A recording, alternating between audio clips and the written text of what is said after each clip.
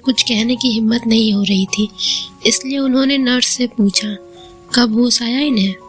Nurse, sir अभी कुछ देर पहले, पर कुछ बोल ही नहीं रही है, कुछ रिएक्ट नहीं कर रही है। डॉक्टर अंसारी उस लड़की के पास जाते हैं और धीरे से कहते हैं, अब कैसा महसूस कर रही हैं आप? लड़की एक बार फिर नज़र उठाकर उन्हें देखती है, पर कुछ कहती नहीं है। सब लोग नोटिस कर रहे थे कि वो सिर्फ डॉक्टर अंसारी की बातों पर रिएक्ट कर रही है, बाकी किसी की बातों पर नहीं। डॉक्टर अंसारी बहुत देर तक उसके जवाब का इंतजार करते रहे। डॉक्टर सारा पर शांति से खाली आंखों से उन्हें देखती रही, वो कुछ बोली नहीं।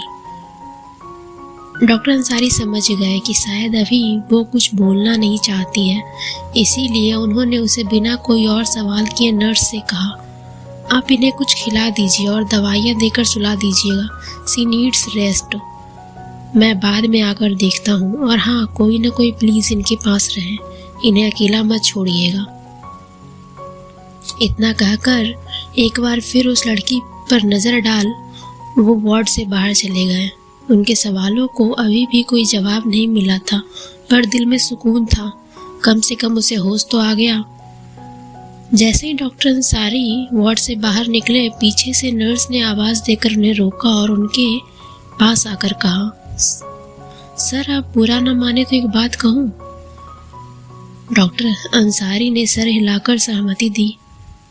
नर्स, सर मैं सुबह से उससे बात करने की कोशिश कर रही हूँ, पर उसने मुझे एक दफ़ा भी नहीं देखा, लेकिन जैसे ही आपने उससे सवाल किया उसने आपको देखा, रिएक्ट किया। मुझे पता नहीं क्यों, लेकिन लगता है अगर उसे नॉर्मल कोई कर सकता है तो आप ही हैं। डॉक्टर अंसारी ने हाँ में गर्दन हिलाई और वहाँ से चले गए। उनके दिमाग में इस समय क्या चल रहा था ये कोई नहीं जानता था उनके सिवा। डॉक्टर अंसारी वापस अपने केबिन की तरफ जा रहे थे कि उन्हें रास्ते में एक वार्ड बॉय मिला और उनसे कहा, सर वह एक इमरजेंसी केस आ गया, प्लीज़ जल्दी चलिए।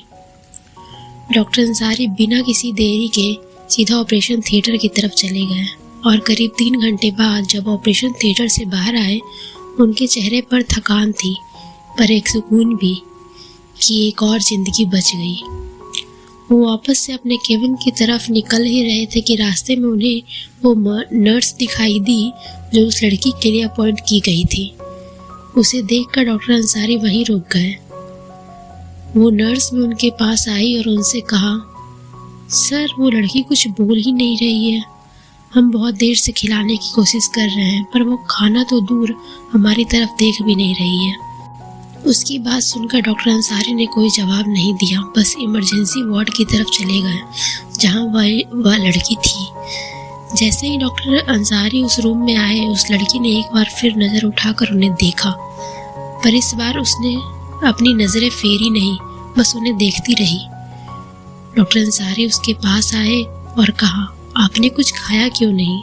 पर कोई जवाब नहीं मिला उन्हें सामने से, बस उन्हें देखती रही वो। डॉक्टर अंसारी समझ गए थे कि वो कुछ कहने नहीं वाली, तो उन्होंने साइड में रखी खिचड़ी की प्लेट उठाई और एक चम्मच उसके मुंह के पास ले गए। लड़की ने फिर से अपनी नजरें उठाई और धीरे से अपना मुंह खोला। डॉक्टर अंसारी ने उसे खिलाया। पास बैठी वो नर्स कब से यह देख रही थी, उसे कुछ समझ नहीं आ रहा था। कितने दिनों बाद उस लड़की ने कुछ खाया था। डॉक्टर अंसारी ने उसे दवाइयाँ दी और उसे सुला भी दिया। इस बीच दोनों खामोश थे, पर फिर भी कुछ बातें तो हुई थी, शायद आंखों के जरिए। डॉक्टर अंसारी उस नर्स के पास आए और कहा, आपको उसके खाने का और बाकी चीज़ों का ध्यान रखने की ज़रूरत नहीं है, मैं खुद इसे खाना और दवाइयाँ दूंगा। इतना कहकर वो वहाँ से चले गए। नर्स बस उन्हें देखती रह गई। इतने सालों में पहली बार उसने डॉक्टर अंसारी को किसी की फिक्र करते हुए देखा। डॉक्टर अंसारी जब अपने केबिन में आए तो उन्हें डॉक्टर अहमद उनका इंतज़ार करते हुए मिले। डॉक्टर अहमद ने कहा, और कब तक तू उस लड़की को अपने पास रखने वाला है? डॉक्टर अंसारी कुछ सोचते हुए बोले, पता नहीं, शायद हमेशा के लिए। डॉक्टर अहमद, बहुत दिन हो गए, अब हमें पुलिस कंप्लेंट कर देनी चाहिए उसकी कोई फैमिली उसे ढूंढ रही होगी, और अगर बाबा साहब को पता चल गया तो तू जानता है क्या हो सकता है। डॉक्टर अंसारी चिढ़ते हुए, नहीं मैं नहीं जानता, तू ही बता दे, मैं भी तो सुनूं। अगर उन्हें पता चल गया तो वो क्या करेंगे? डॉक्टर अहमद, तू समझ नहीं रहा, अगर उन्हें पता चल गया ना तो इस लड़की को भी कुछ कर सकते हैं। इस लड़की से तेरा कोई रिलेशन नहीं है, तो समझ मैं क्या कह रहा हूँ। लड़की की जान को भी खतरा हो सकता है, बिना इसे जाने इतना कुछ कर रहा है। डॉक्टर अंसारी, तुझे लगता है कि वो कुछ करेंगे और मैं करने दूंगा? मुझे लगता है तू भूल गया है कि मैं कौन हूँ। एक डॉक्टर के अलावा भी मेरी एक पहचान है, और वो मेरे ही बाप हैं। उनसे 2 कदम आगे रहना आता है मुझे। डॉक्टर अहमद, अच्छा माना कि बाबा साहेब को तू संभाल लेगा, लेकिन इस लड़की की भी कोई फैमिली हो तो होगी। डॉक्टर अंसारी, मैंने अपने सोर्सेज से पता लगाने की कोशिश की है। मुझे लगता है उसकी कोई फैमिली नहीं है, और अगर है भी तो कोई फिक्र नहीं है। कोई भी पुलिस स्टेशन में इसकी रिपोर्ट नहीं लिखवाने आया। उसकी हालत देखी तूने? मैं फैमिली पर ट्रस्ट नहीं कर सकता।